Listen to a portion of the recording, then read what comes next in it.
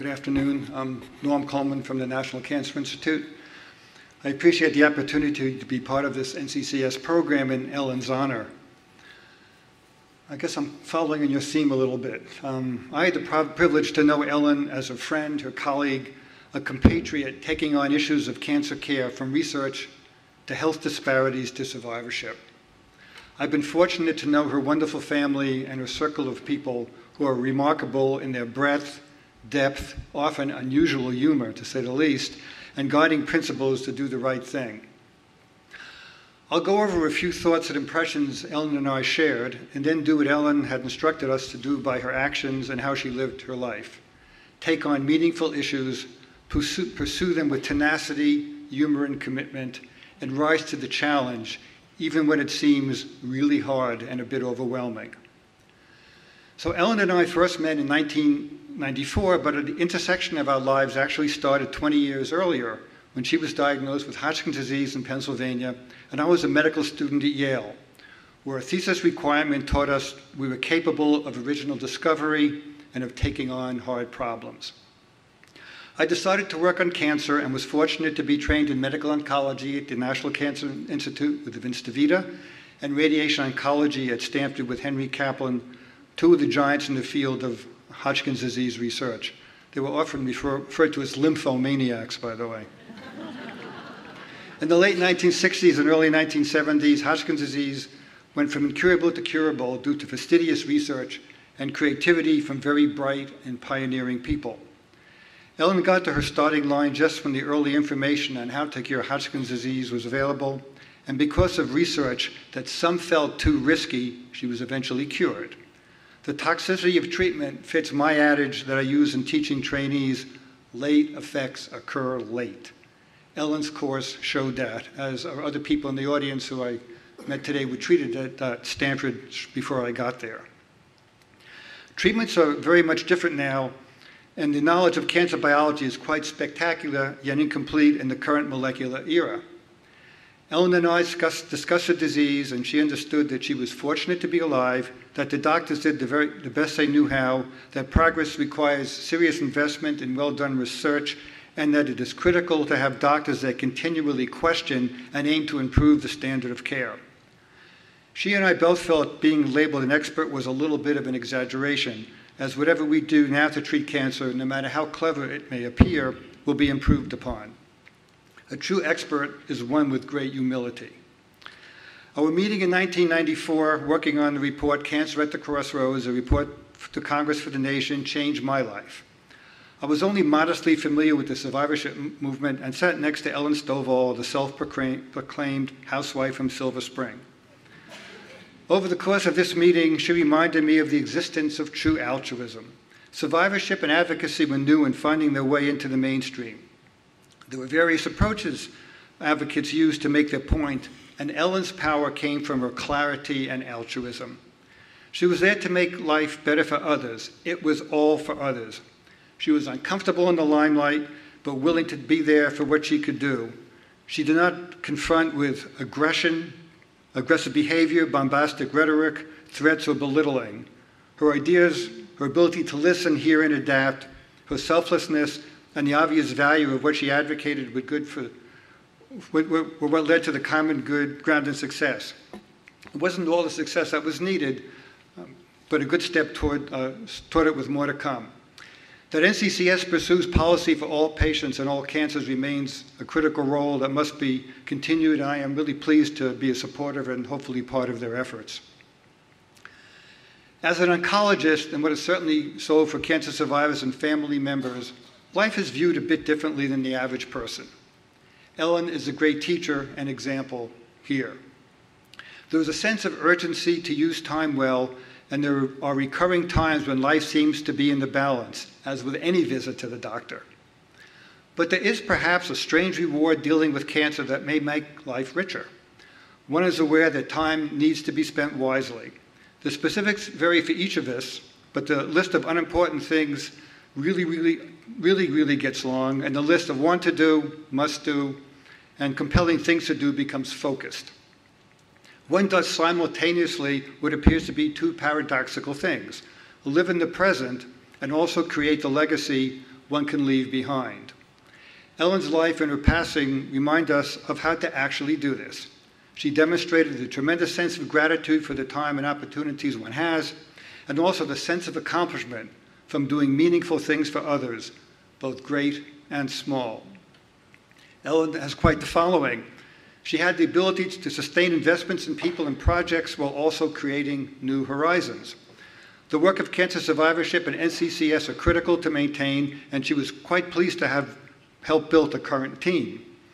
She has worked with a group of us addressing the overwhelming and morally intolerable issue of almost complete lack of cancer care for millions of underserved people globally, including the United States. She was a founding member of the Board of Directors of the International Cancer Expert Corps, or ICEC. It is taking on a challenge globally in 2016 akin to what was done for survivorship in 1986. Indeed, ICEC is in reality the global extension of cancer survivorship as defined by NCCS. We in ICEC are awed by the surge in altruism in young people who, despite being told you can't do global health in your career because it doesn't make money, will do it anyway. While we are still a nascent organization, we have our first named fund to provide the Ellen Stovall Early Career Leadership Awards to help support the young leaders and to remind them through Ellen's name and accomplishments that they can succeed in the hard challenge they are taking on. What I miss is talking to Ellen during the tough patches, when we get the "it's too hard" or "why do we care about them" responses, or even worse, the blank stares. She would roll her eyes, keep up the spirit that invigorates us to persist, and I will also miss some of our colorful descriptions of people in institutions that I can't repeat here because it's being recorded. I still need my paycheck, by the way. So Ellen gives us key components of character to emulate: insight, integrity, wisdom, humor, compassion, and clarity of purpose.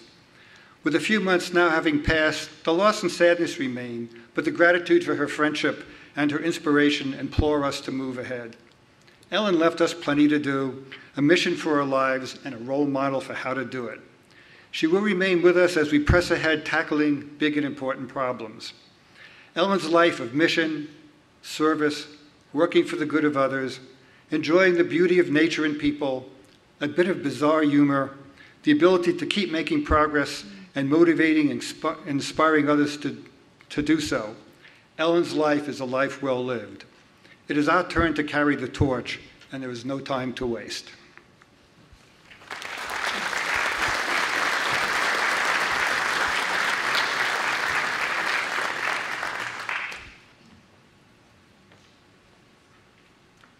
Hi, I'm Shelley Fold-Nasso, CEO of NCCS. Before I introduce our next speaker, the Honorable Lois Capps, I'd like to share a short video of Ellen describing what good cancer care meant to her. Hello, my name is Ellen Stovall. I am a 42-year survivor of 3 bouts with cancer. When I was diagnosed with cancer, it was one of the most terrifying experiences of my life. I felt like I'd been parachuted into a foreign land with no way to speak the language and no map to chart my journey. The fact is, I did have excellent treatment. I had good communication with my doctor. I had a written care plan, knowing what to expect and what the goals of treatment were. And I had coordination of care among all my physicians. I thought to myself, this is what good care should look like. But the fact is, not everybody has this. But people should have this if they're diagnosed with cancer. That's why I urge you today to become an advocate first for yourself if you're diagnosed with cancer, and go on to become an advocate for others by supporting legislation that will make this kind of care available for everybody. We filmed this video in June 2013 when Mrs. Capps and her colleague, Dr. Charles Bustani, introduced the Planning Active Leave for Cancer Treatment Act, or PACT Act. Mrs. Capps has been a friend to Ellen and to NCCS for 10 years as we've worked together to improve cancer care for cancer survivors. We're grateful to her and to her staff, and we're honored that she could join us here today.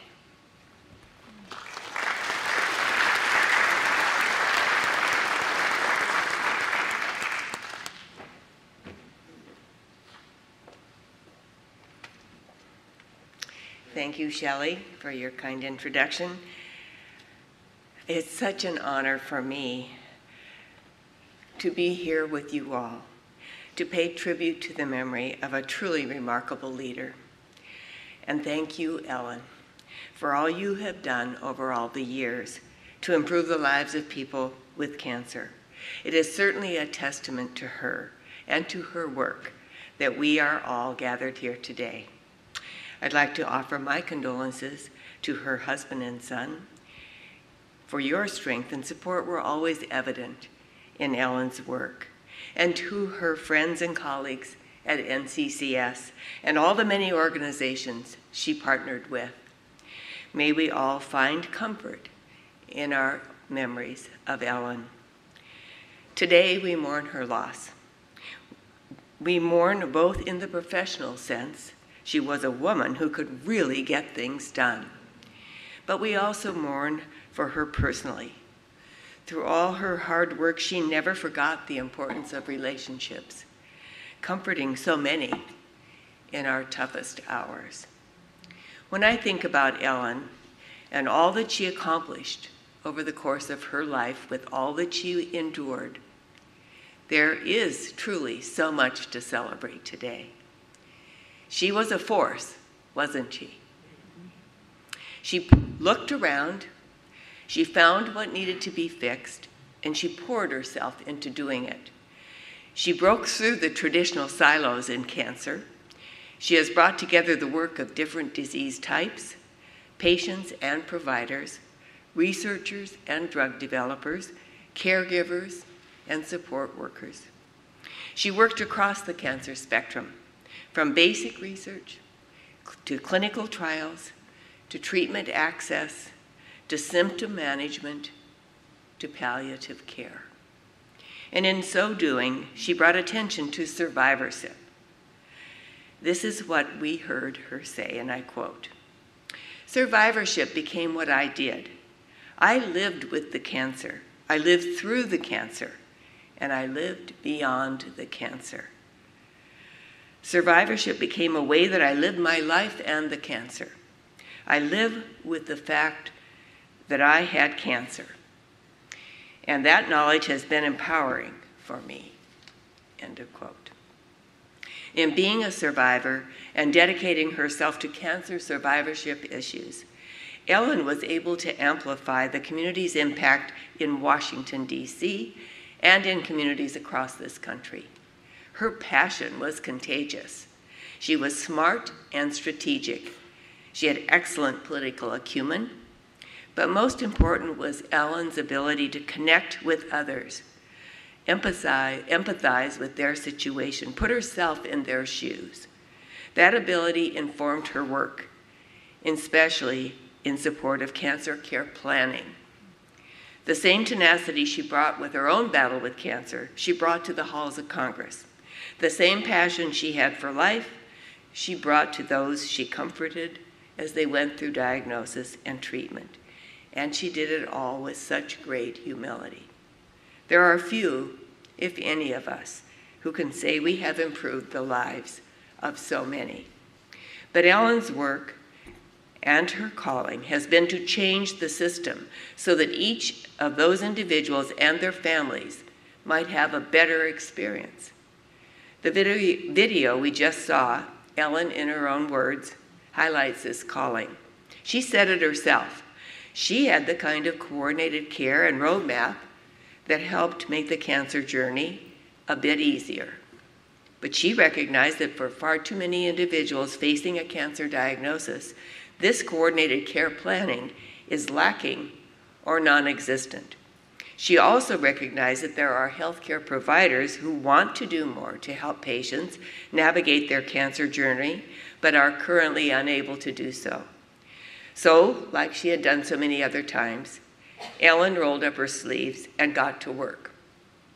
And that is how our Planning Actively for Cancer Treatment, or PACT Act, was born.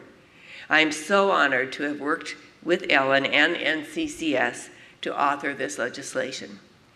Our bill provides a treatment roadmap for patients and lays out a plan to address both the cancer and the side effects of treatment, something she knew a great deal about. This active care planning empowers patients and families while helping them navigate from diagnosis through survivorship. It helps bring best practices of cancer care to all who need it. It is a testament to Ellen that she would dedicate her life to helping others get the care they deserve, even when she was satisfied with her own. So with that, I am hopeful, and it is something I know so many of us will continue to champion on behalf of Ellen. Ellen might be gone now, but in each of us, we know that her spirit lives on. Her commitment to improving the cancer journey has outlasted her, and her passion for life lives on as well. Ellen, we miss you, but we know we are all changed for the better because of your service and because of your life. Thank you.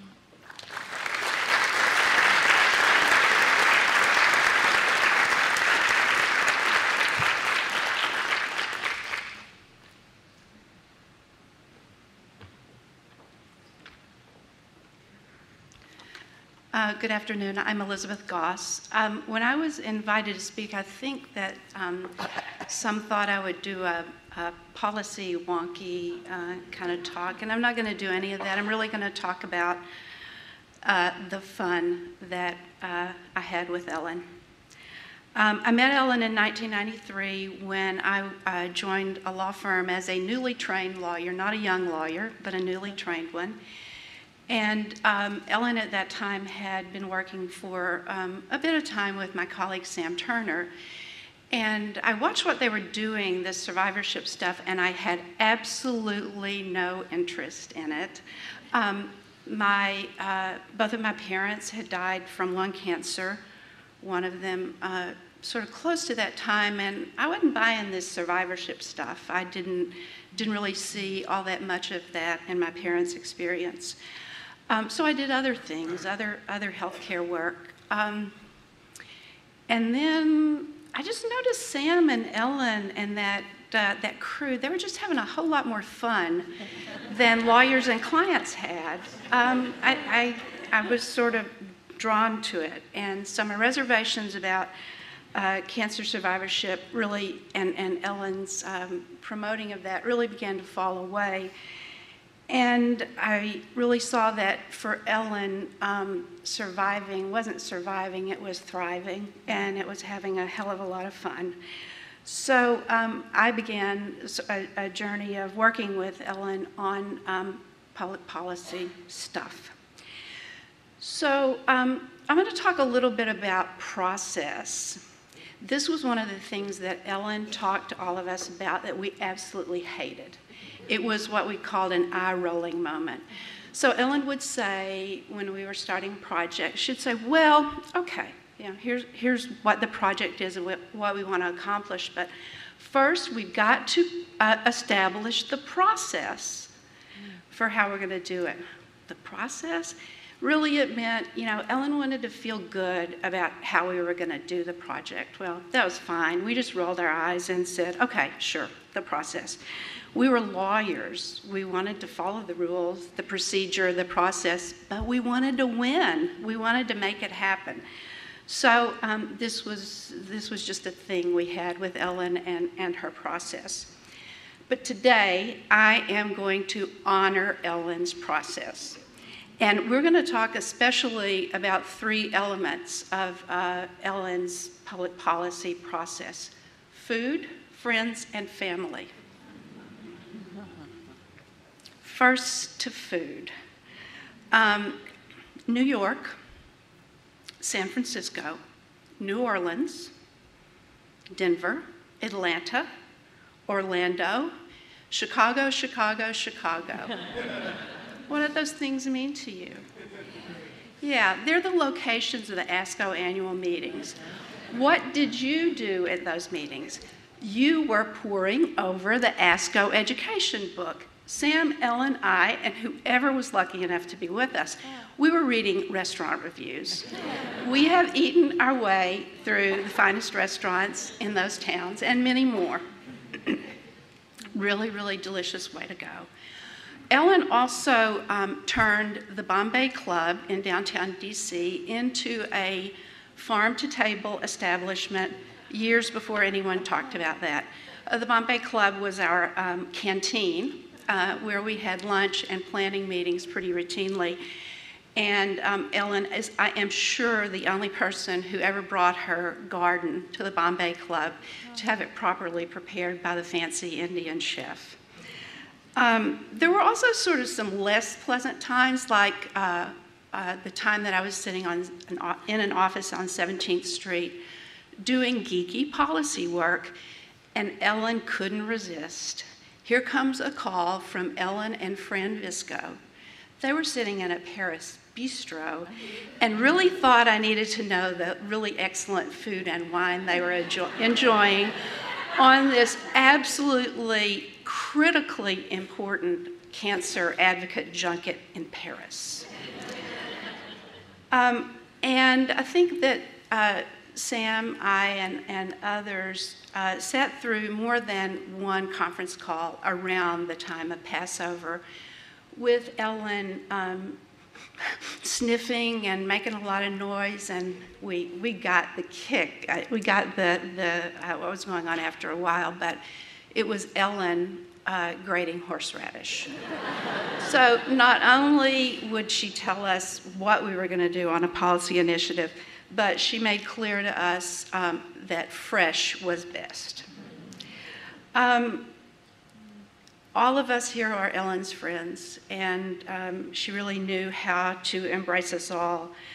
Over the years, I think we benefited tremendously as Ellen's friends from technology, because Ellen used every kind of technology to keep us close. I traveled with Ellen, hung out with Ellen, worked with Ellen, and all those times I saw her feeling really good, feeling not so good, and feeling really crummy. But all those times she had the iPad, she had the iPhone, she had the clunky laptop, and I watched her play games, cajole us, move us, keep us close, and move us to good policy work too. For many years, Ellen and I spoke multiple times a day, and there were not many days that passed that we didn't speak at least once. You know, we were doing policy work, but what else were we doing? Well, you may not know this, but in 2008, in the Democratic primaries and the general election, I think Ellen and I played a really critical role in worrying Barack Obama into the White House.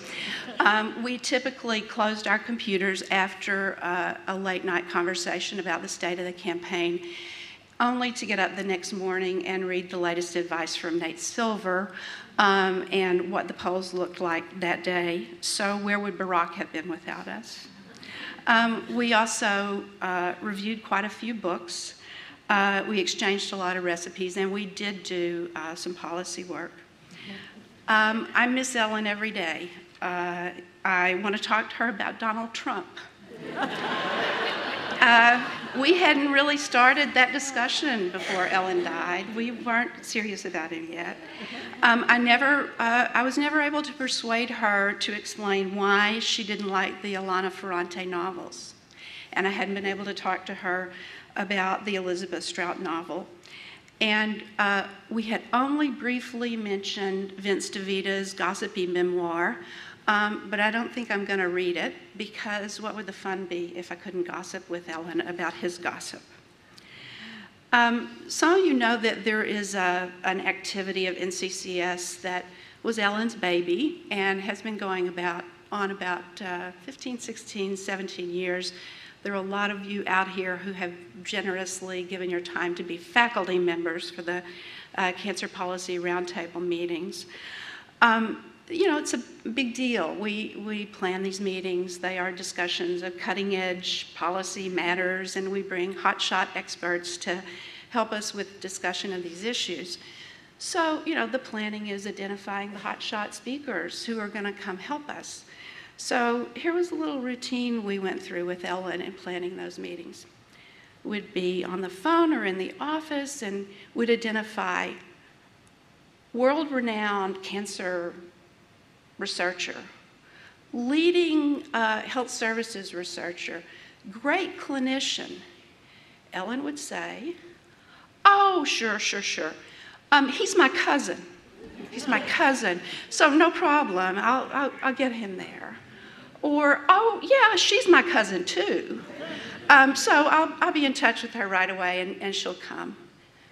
What? They didn't look like Ellen. They didn't sound like Ellen. They weren't from Hunsdale. And this was quintessential Ellen. We'd say to her, "Ellen, come on. He's really not your cousin. You know, he's an honorary cousin, right? Or he's a cousin by marriage." "No, he is my cousin." So this was Ellen, exaggerated, stubborn, and certain that these were her cousins. We weren't gonna move her on it, so we didn't. But it's really, you know, it is Ellen, because even if we were her friends of years, she wanted to make us her family. And I look out at all of you today, and you are Ellen's big, happy, complicated, sometimes happy, sometimes not cancer family.